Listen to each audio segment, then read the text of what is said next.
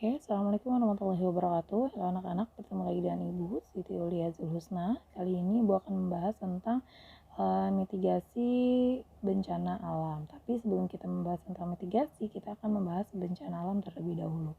Oke, di sini ada dua sumber penyebab terjadinya peristiwa alam di bumi ya. Jadi ada dua. Yang pertama itu ada endogen, yang kedua itu adalah eksogen ya. Jadi ada gaya endogen, ada gaya eksogen.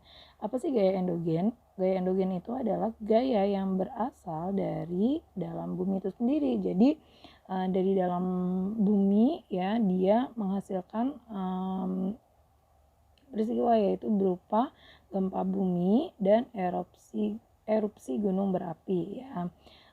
Nah, sedangkan gaya eksogen tadi kalau endogen itu dari dalam, nah gaya eksogen ini adalah gaya yang berasal dari luar bumi. Jadi gaya yang berasal dari luar bumi yang dapat mengubah keadaan di permukaan bumi. Contohnya adalah erosi dan angin puting-beliung. Kalau tadi erupsi ya, erupsi gunung berapi ya. Nah, kalau ini erosi ya, biasanya pada tanah, pengikisan tanah ya.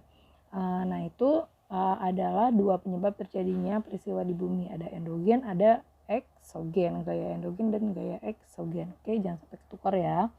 Oke, next ada bencana alam. Bencana alam adalah peristiwa atau rangkaian peristiwa yang mengancam atau mengganggu kehidupan dan penghidupan masyarakat yang disebabkan oleh apa tadi? Oleh faktor alam. Oleh faktor alam adalah antara lain gempa bumi, ada tsunami, gunung meletus dan lain-lain ya. Nah, maupun faktor manusia. Jadi, sehingga mengakibatkan korban jiwa pada manusia, kerusakan lingkungan, kerugian harta benda, dan dampak biologis. Sebenarnya banyak banget ya kerugiannya ya. Ada dari segi ekonomi, ada dari segi lingkungan, ada dari segi kesehatan, ada dari biologisnya juga. Nah, tapi ini adalah secara umumnya ya. Nah, selanjutnya bencana alam ini dibagi menjadi tiga ya. Yang pertama ada bencana alam geologis disebabkan oleh gaya yang berasal dari dalam bumi. Tadi disebut gaya apa? Gaya endogen ya. Contohnya adalah gempa bumi dan tsunami. Banyak ya contohnya, nanti kalian bisa searching sendiri.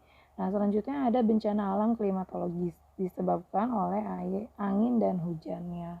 Meskipun contohnya adalah banjir dan badai ya. Meskipun sebenarnya tidak seutuhnya disebabkan oleh angin dan hujan. Contohnya adalah banjir. Banjir tidak seutuhnya disebabkan oleh hujan, tetapi utamanya itu oleh hujan ya. Tapi balik lagi ke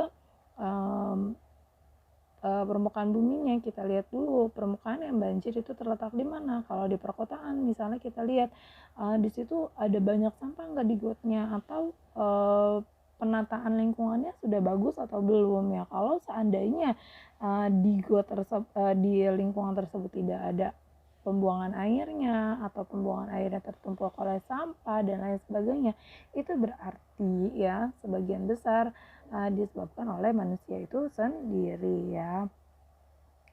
Atau erosi tanah juga kita lihat apa disebabkan oleh manusia itu sendiri atau tidak ya. Atau longsor misalnya penggundulan penggundulan hutan ya, kita lihat di situ. Kalau misalnya banyak longsor di sekitaran tebing, kita lihat juga di situ apakah